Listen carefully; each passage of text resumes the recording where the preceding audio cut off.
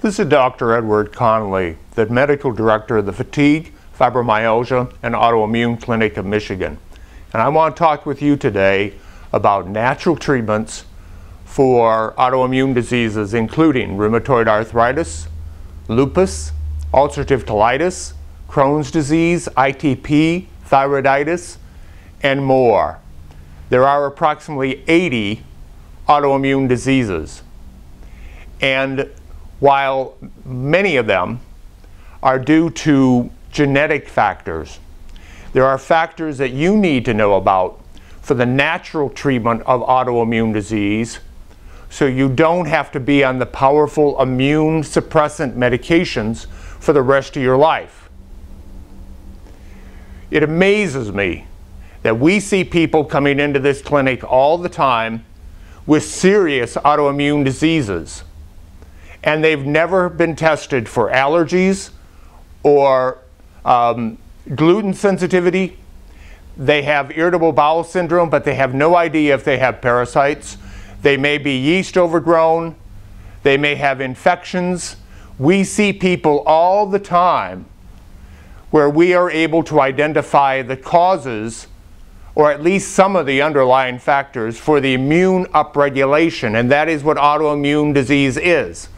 Autoimmune disease is immune upregulation that produces large amounts of pro-inflammatory cytokines, which then attack various systems in the body dependent on your genetic predisposition.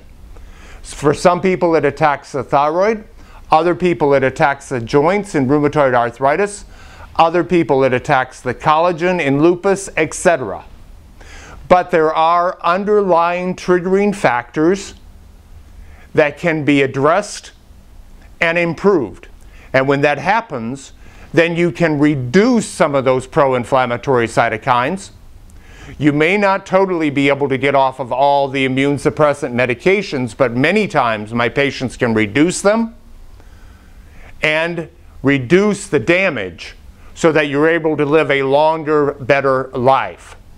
So what are some of these issues that might be contributing factors to immune upregulation? Well, I mentioned some of them earlier. Infections of any type. We've seen people with infections as small as abscesses in their dental work, in their root canals, to more major infections, such as abscesses post-surgical, etc. I was just talking with a woman today, rheumatoid arthritis, never been tested for gluten sensitivity. That's incredible to me. Incredible. Now, not everyone with gluten sensitivity has celiac disease, but it is important that you get the blood test for celiac.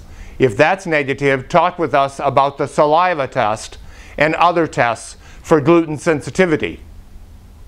We are looking for allergies of any type, particularly allergy to mold and allergy to foods, in particular foods that you eat most commonly.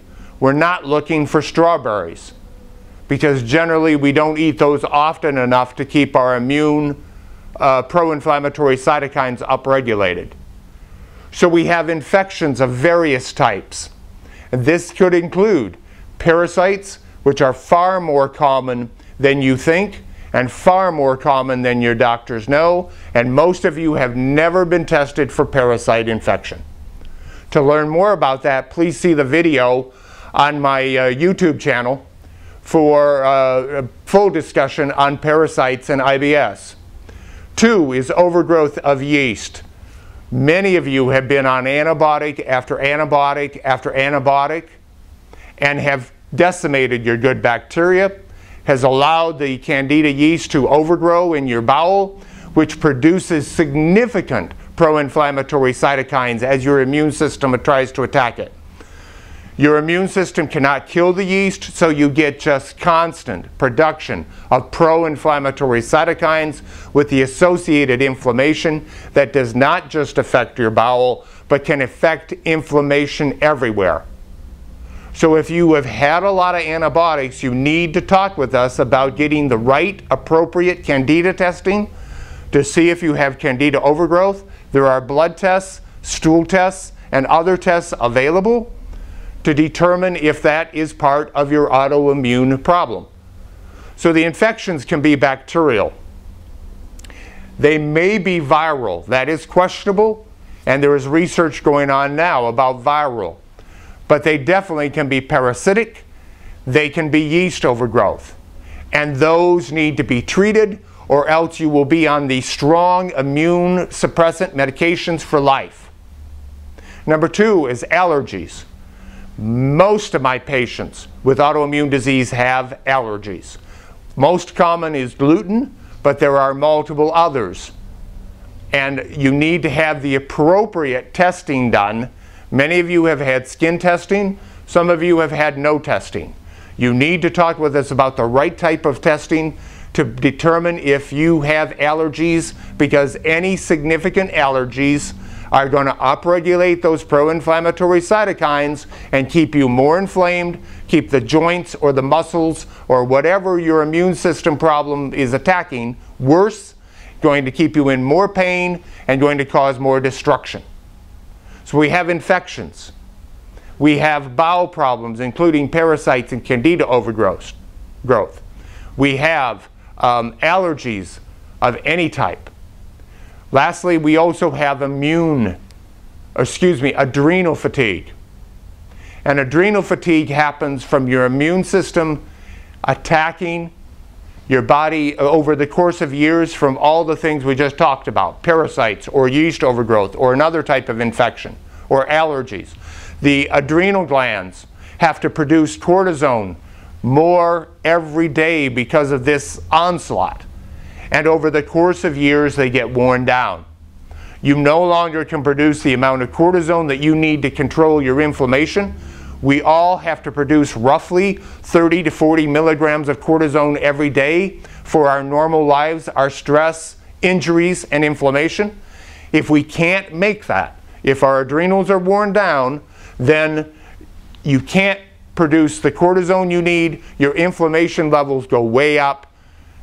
You get more attacking, more damage of your joints, your muscles, your thyroid, whatever your specific autoimmune disease is, becomes worse. You are required to take more and more of the immune suppressant medications, which then may trigger increasing risk of side effect. It's important to note that you do not have to be off the immune stimulant or immune suppressant medications to do this work. We can work with you wherever you're at as far as whatever medicines you're on, and we can adjust your evaluation and then treatment to take that into consideration. But the important point from today is that you will be on the immune suppressant medications for life, and your immune system will slowly overwhelm those, and your disease may become slowly worse and worse unless you find some of the underlying factors that are triggering your upregulation of your immune system. That just makes sense. Most of you know that, but most of you do not know who to turn to try and help you. Because I talk with people nearly daily that are looking for answers, but this is not the way a traditional rheumatologist or a traditional physician thinks. So if you are interested in following up some of these ideas and finding out some of the underlying triggers for your autoimmune disease, contact us at the website that you see listed or the phone number that you see listed at the bottom of this video. You can take steps to improve your overall quality of life for the future. We cannot guarantee that you can get rid of all of your medications. For many of you, you've had an autoimmune disease for years. Some of the damage has been done, but it always amazes me how much improvement people can get once they get rid of or reduce the immune stimulation, those factors that are underlying their immune upregulation. So contact us if you wish to work with us and find out what you can do to start finding some of these answers and hopefully together we can help to reduce the inflammation, maybe slowly reduce your medications, help to prevent your disease process from getting worse, and you to improve your quality of life. We've seen people from all over the United States and 17 different foreign countries who have had autoimmune diseases, who have been told they were going to die, or have been told they were going to get worse, and there was nothing that they could do about it, even with the medications, and that's just flat wrong. But lastly, I run into people all the time that have not had the appropriate workup. They don't know what their allergies are. They have no idea what's causing their irritable bowel syndrome. They don't have any idea if they have any of these other infections or yeast overgrowth. And they don't know any of this that you've just learned. So please share this with anyone that you know that has an autoimmune disease or fibromyalgia. And look at the bottom of this YouTube video for instructions if you wish to contact us and have us work with you on your specific case. For today's Vitality Today, this is Dr. Edward Conley for improvement of autoimmune disease by looking for underlying triggering factors.